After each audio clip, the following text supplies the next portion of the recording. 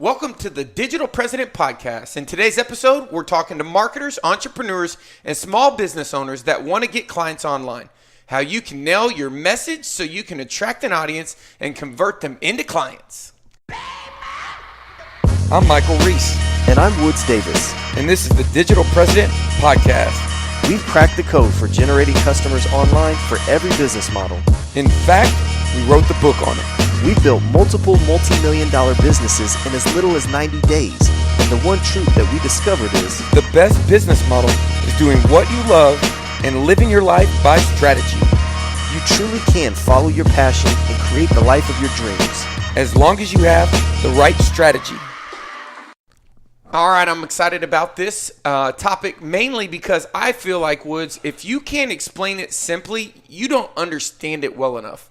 Having a core philosophy, what we're going to be talking about, and really being able to distill it down and communicate it is probably one of the most effective ways for teaching. And one of the best mental models I've ever heard was in the concept of really, think about like the way things are done at your home, the way things are done at your work, the way the way you do things, the collection of like your beliefs, your experiences, your core philosophy. That's what we're going to talk about. And we're going to talk about how you can define it and communicate it and leverage it. And I'm telling you, it is one of the most powerful marketing tools. When you understand it, you will see it. You'll be able to see people who don't have it, but you'll be able to respect the people who understand how to communicate a core philosophy. The best brands in the world, the best brands have clear core philosophies. They clearly represent something. You can tell what they stand for, what they believe in. It's clear. And what happens when you can do that, you can really almost create a movement that extends beyond your brand, because you start to align people to what you stand for. It's not just about your product or your service. It's about this greater belief in this belief system. And when you really nail that down, man, it's really powerful. So I'm excited to get into to how it all works, because what's crazy is, as marketers, we're always like deconstructing things. And I think half of the time we spend our lives as like psychologists trying to break down the psychology of everything and trying to understand how things work. But this is just a really powerful way of thinking. And like you said, I think when you start to see core philosophy and you understand core philosophy, you can't unsee it. Yeah, I think one of the things that you got to understand to really leverage a core philosophy, you have to, for me, one of the best understandings is to really be aware. I remember Gary Halbert, or maybe it was Darren Kennedy, they used to say, if you click it, save it. If you read it, save it. Like they were talking about great marketing. Well, in a core philosophy, I see core philosophies all the time, and when I like to collect them like baseball cards.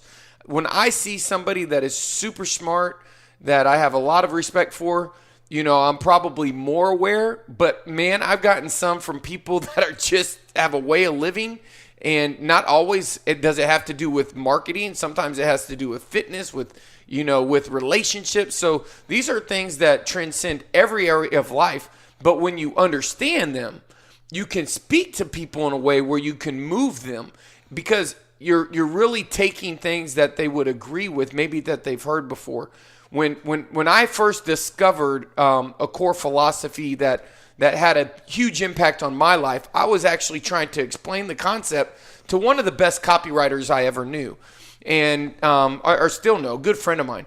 And we were at breakfast one day, and he was working on a concept around the core philosophy and really taking the concept and breaking it down and distilling it down to the principles. And he was just asking me some questions. And I was wondering why he wasn't getting the handles to the luggage.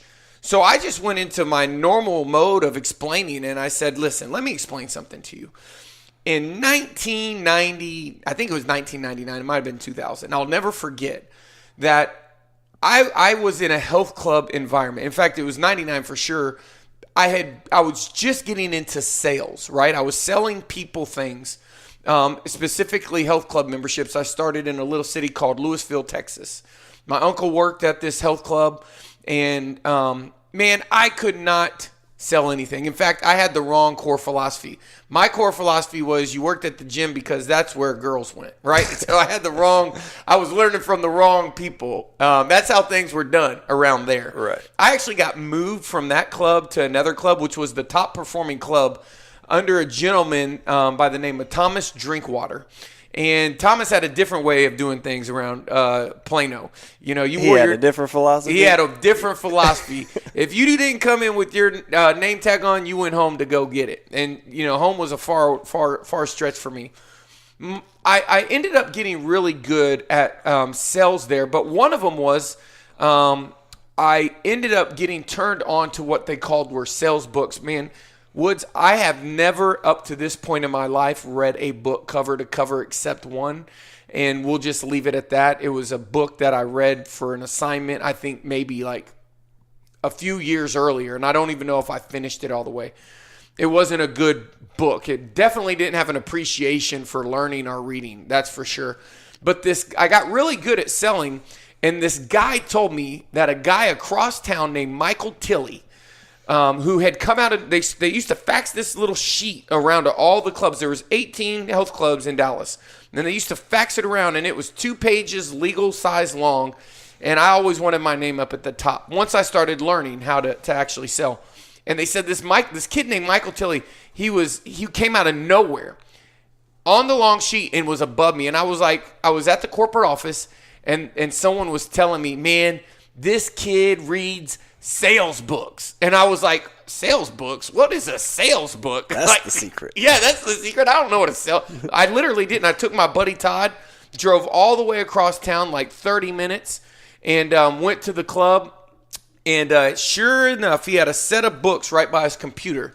You went and spied on his book collection? I went and took a tour of the club, I did the whole You thing. went through the process. I went through the process. I shopped my competitor. I love it. And which is a philosophy. That's right. And always buy your competitor's product. Yeah, that's mental model. Check. And I used to not do any of that. I mean, up until literally this year, I that wasn't a best practice. I would go look at other people's stuff that was outside of the industry, but I almost refuted looking at my competitors. But to the point of this specific event, I saw this book and it said, How to Win Friends and Influence People. Woods Davis, I promise you, I bought that book. I read that book in a week, and I literally adopted a core philosophy that I have served me to this day.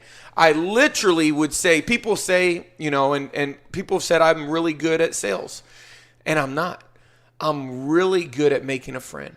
I realize that friendship supersedes everything in any negotiation, and I naturally am more. I like people genuinely. I like talking to people, you know, getting to know them. It's kind of a natural thing for me to be interested, and so I just learned some concepts from like Jay Abraham. To be interesting is to be interested. He has like a really core story where he met a guy and talked to him for hours, not literally, but a long time, and remembered liking the guy and then concluding, why do I like the guy so much? He never said anything. And he kind of concluded that, you know, people who listen and stuff are people you're attracted to.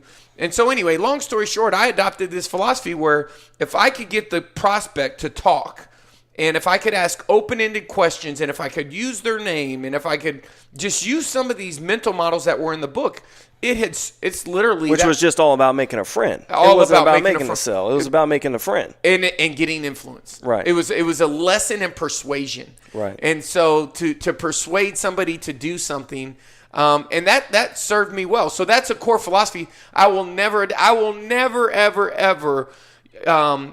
You know, I believe that if you have to be good at sales, it's because you're not good at making you're not good at building relationships, really. Yeah, it's funny because that mental model. We were at a breakfast meeting last weekend, and we were going over this deal. We just recently bought a supplement company, nutrition company, and so we're going through the deal, and we've got we got some people that are involved in the deal, and one of the guys that's involved in the deal is one of the top sales trainers, that's online right now.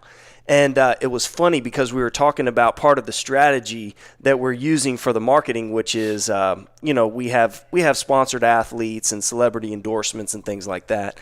And I noticed that what he said was, he's like, man, yeah, I got my sales guys. Yeah, if we need to go get them, we can go make some friends. We know how to go make friends. So it was interesting because here's one of the top sales guys, right, in the country, and he chose to say, yeah, we can go make friends when it came to a sales conversation. So I know that's a winning mental model, right? That's a core philosophy that is true in a sales environment. I think what it did is it was effectively communicated. Because it was a philosophy, the way that it was communicated in the book, I was able to adapt it, download it, and use it and actually get true value. And so that's the point. The point is that if you have something, if you're wanting to make sales online, one of the main things you have to understand is you have to understand the core desires of the people that you are wanting to persuade, or said differently, influence.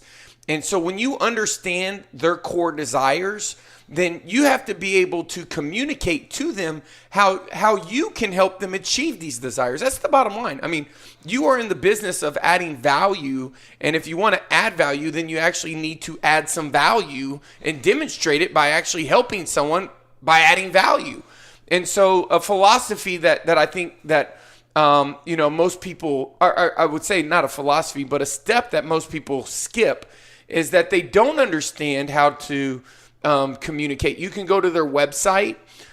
You can read their emails. Their message is kind of all over the place, if you will. And so really taking the time to take your core philosophy and then really distill it down and understand what it's made up of. And an example for us, for us, one of our core philosophies is like, you can literally write a book and build only one funnel and build your business up to $5 million. Now, think about that for a second. If you're not doing $5 million online, which we've built several businesses up to that, not only the run rate, because we built them up and let them go and winded them down. But we've done it many times over a 2-year period, multiple times.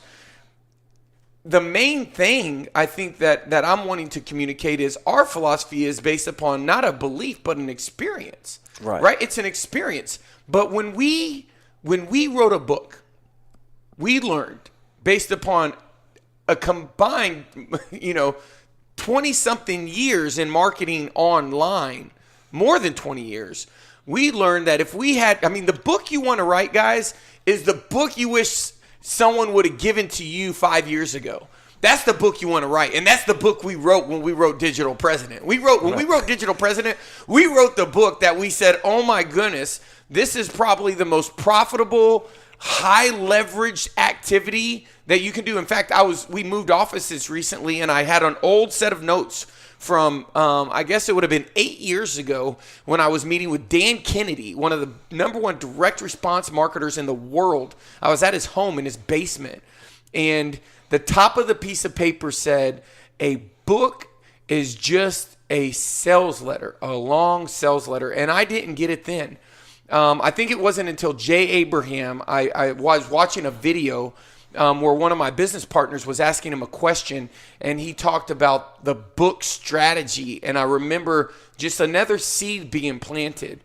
And so, for us, it's our philosophy, and this is what I want to really make a point of, and no harm to anyone. I'm not saying write a chapter so you can say you're a best-selling author. I'm saying write a book.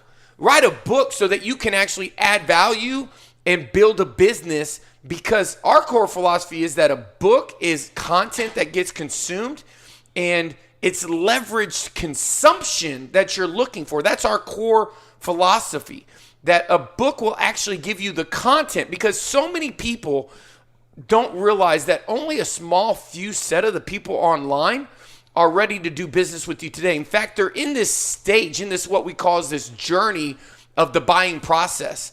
And they might just be interested in what you have to say, but they might not be ready to consider. I think Dan Kennedy, I heard once explain it about, he was talking about how it was Columbus Day and how in Columbus Day, Columbus must have invented furniture because every Columbus Day, it's the last special for, this furniture sale. And that's what we call is a carnival marketer, someone who has like no depth to their sale. Everything is on sale. Buy it today, do this, Black Friday special. Or their funnel is not really even a funnel. It's a lead magnet with an offer. It's a promotion. It's a promotion. And so our philosophy is that if you really take the time to write a book and if you really understand the core desires of the people that you're wanting to provide value, your target audience, and you take the time to really deconstruct the hurdles and the things that they need to overcome, then what happens is you can actually communicate your core methodology, which is simply put, it's an integration of all the decisions and processes which make up your core philosophy. You might have multiple core philosophies. You might have one on this set of this step, and I always like to talk about it in the reference of buying investment property. Someone wants to buy investment property. You might have a philosophy on how to buy it with no money down. You might have another philosophy on how to find a property. Maybe you send a letter to people who've gone through a divorce. Maybe you go after probate. Maybe you have people that are bird dogging homes that you pay a finder's fee for. Maybe you put those bandit signs in yards that say, real estate investor looking for, what is it? Not a mentor, but whatever they call those. A trainee or apprentice. An apprentice, yeah. Right. But you have a lead generation philosophy on how to find the properties. Then you have another philosophy on how you decorate them and then how you sell them. And all those philosophies are combined to your methodology to making money flipping houses. And that's what you have to deconstruct. You have to be able to understand the goal and the core desires and, more importantly, the problems. I mean, with the core philosophy, a lot of the problems are going to be the things that we're talking about, like can't communicate clearly, or I hear you say it all the time. When we're really deconstructing something, I think you're one of the best teachers that I've worked with because you understand the principles, and you always make sure that we get it down to the principle so we can teach. And you have a methodology and a core philosophy behind that simple principle. Right. And I think that's where your message can start to really be transformative and really get people to take action and really recognize the core truth behind what you're saying. Because we can all have an idea about how things should be done, right? We can have a philosophy about, hey, this is the way that the world should work. This is the way that you should do this. And we can even have a methodology, right? Step 1, step 2, step 3, step 4. If you just do things this way, you're going to get this result. And you can communicate that. But when you can really boil it down to the fundamental underlying principles that govern each one of those ideas, it's like getting right down to the simple truth, right? And when you can do that, then people recognize the truth. I mean, if I say something that's true, it's like it's irrefutable. And when I can link that to my methodology, my way of doing things, and then my overarching belief on the way things should be done, then people, it resonates with people. They're like, well, yeah, I believe that. That's why our core philosophy of writing the book is so important, because the process that you go through when you write a book, you're not only identifying the core desire of your audience and not only identifying all their problems and then addressing those problems with your core methodology, but in the process, you're thinking through it at such a deep level. You're really trying to get it down to the principles. So then you can share stories about those principles. I mean, you can tell a story about, we just read a book recently where Seth Godin shares a story about David and Goliath, right? And the whole point is that David didn't beat Goliath because it was some miraculous thing. He actually had a better strategy. He actually wasn't the underdog in that story. David had an advantage because he had a better weapon in order to defeat Goliath, right?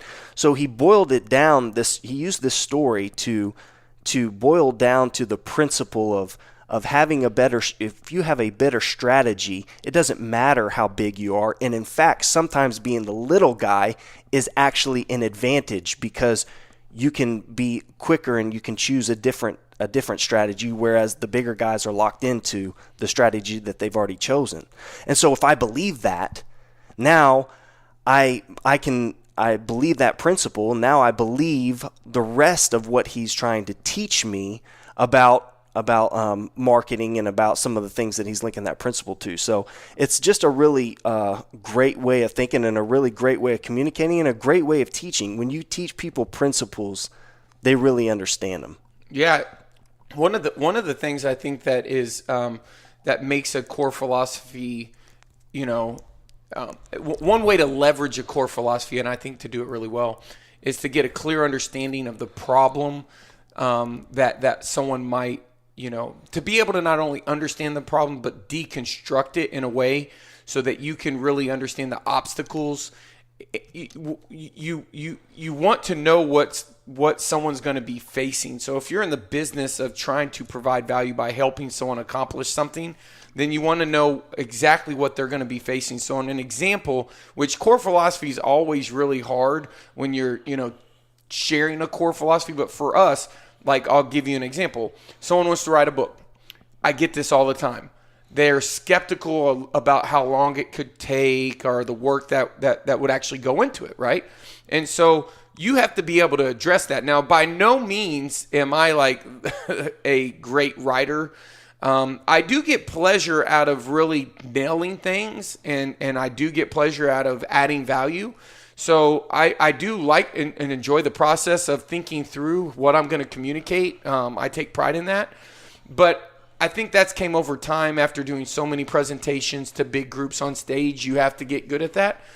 But what I've realized was I was working with, my dad, who's a 70-year-old, a 72-year-old,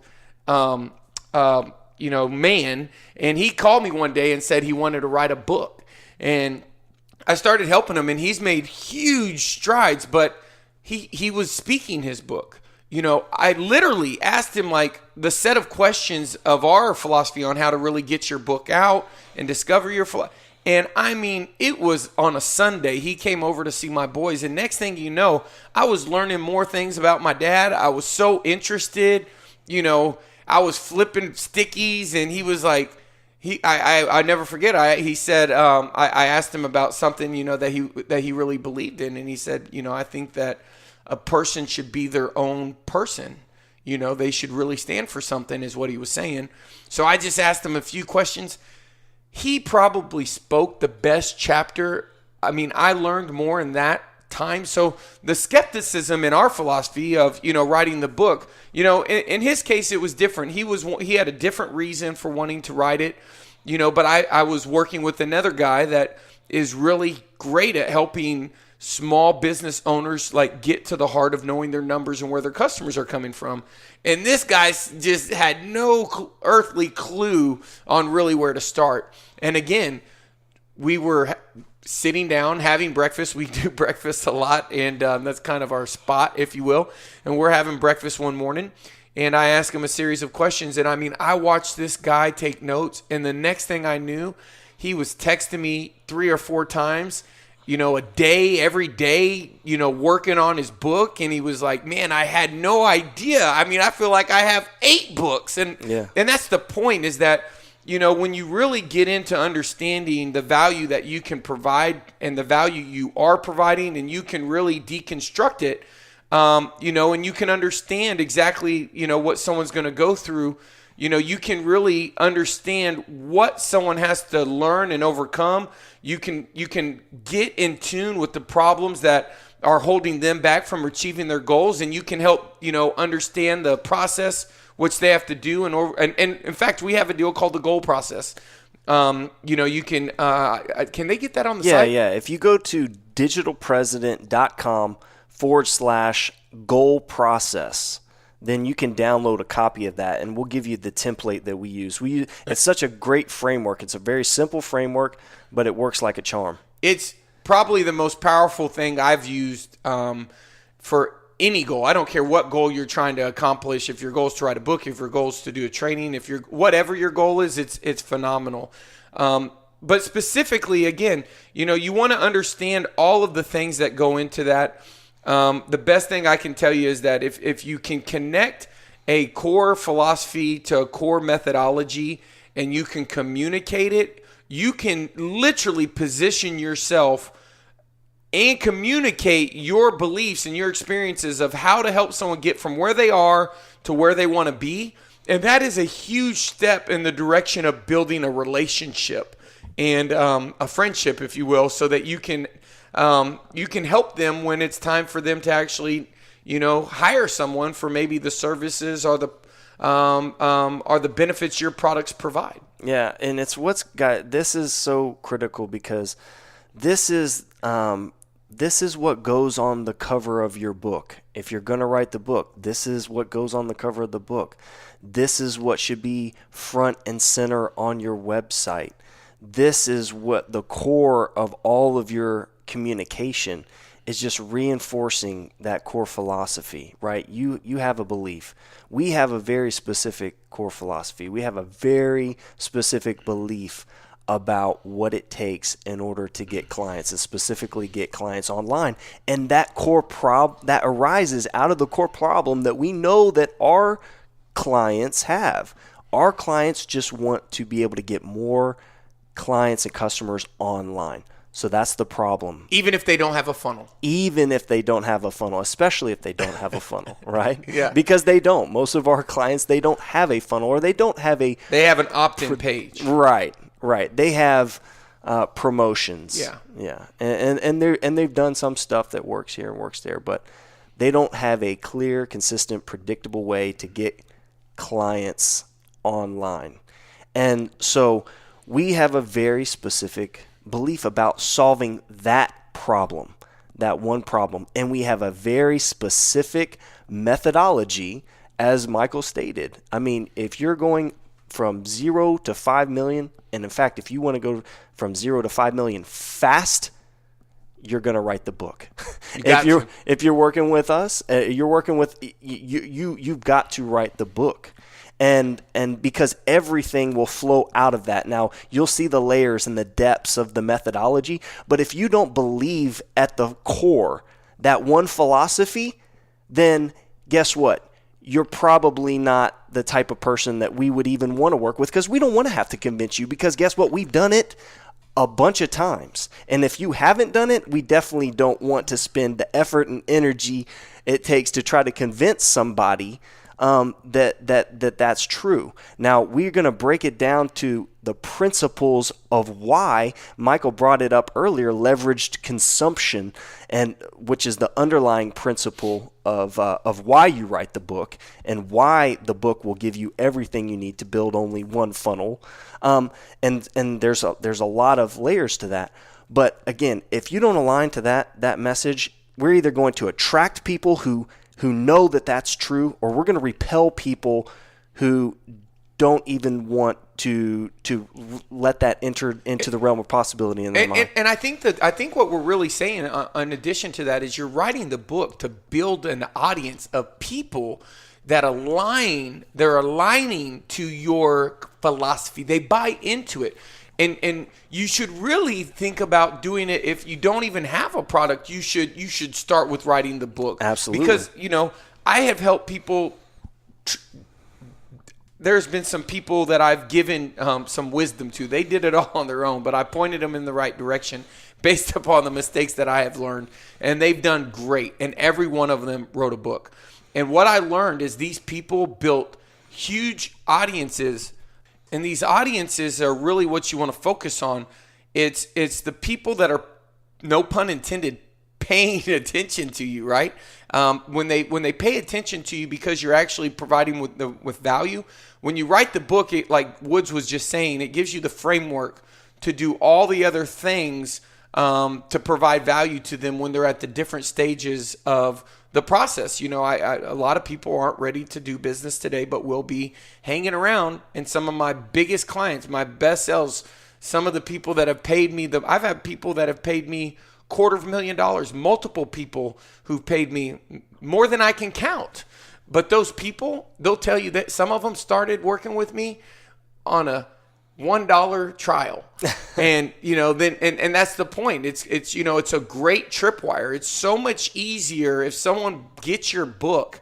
It's so much easier to build trust with them and add value to them and give them downloads and free gifts and drive them to consume and giving them videos and companion courses and getting them to move through your funnel versus trying to do that all in one shebang, Yeah, absolutely. And, when you're producing that type of content and everything that's going to flow out of your book, it's all going to flow so naturally, and you're going to have it all there, what you believe. So let me ask you a question. Yeah. Don't say the name, but all right. The last purchase you made online, okay? All right. Think about it. Okay.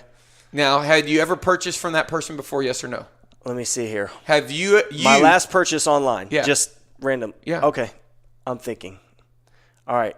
My last purchase online. I have not. Okay. And how long have you known of the person? Honestly. Not too long. How long? Maybe it came into my consciousness probably maybe 6 months. That's a long time. Yeah. Yeah. The last purchase that I made was this weekend, and I sat on it for 4 months, maybe 3. Yeah.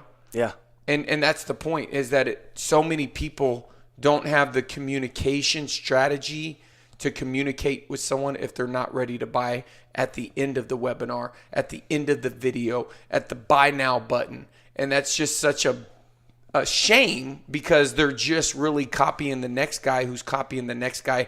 It's almost like the roast. There's a story about a roast, and it's about a lady who she's cutting a roast and she's cutting the ends off of it and puts it in a pan. And another lady asked her, "Why'd you cut the ends off that roast?"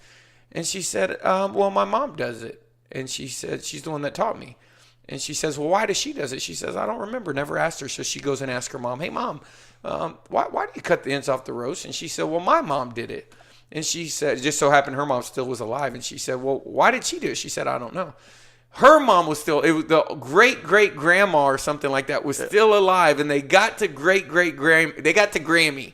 And they said, Grammy, why did you cut the ends off the roast? And she said, what are you talking about? She said, when you cooked the roast, you used to cut the ends off. She said, because our pans were so small and our oven was so small, we always had to cut the ends off of it. So that had gotten handed down generation after generation after generation, that it didn't have any logical sense.